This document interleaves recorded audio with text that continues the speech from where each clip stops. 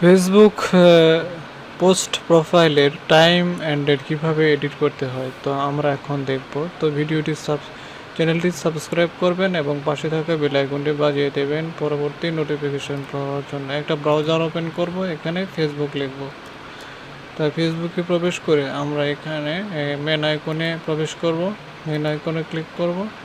এবার এখান থেকে তো আমাদের এই হচ্ছে প্রোফাইলটা, আমার এটা পোস্ট করেছিলাম আমি। তো এখান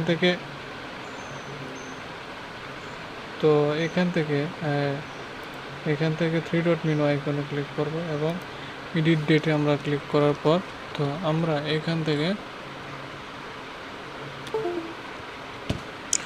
এখানে ক্লিক করব।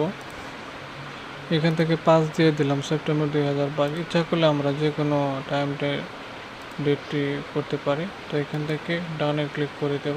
তো এটা কিন্তু ডান হয়েছে, কাজ কিন্তু শেষ হয়ে গেছে। তো ভিডিওটি শেষ পর্যন্ত দেখার জন্য আপনাদেরকে ধন্যবাদ জানাচ্ছি।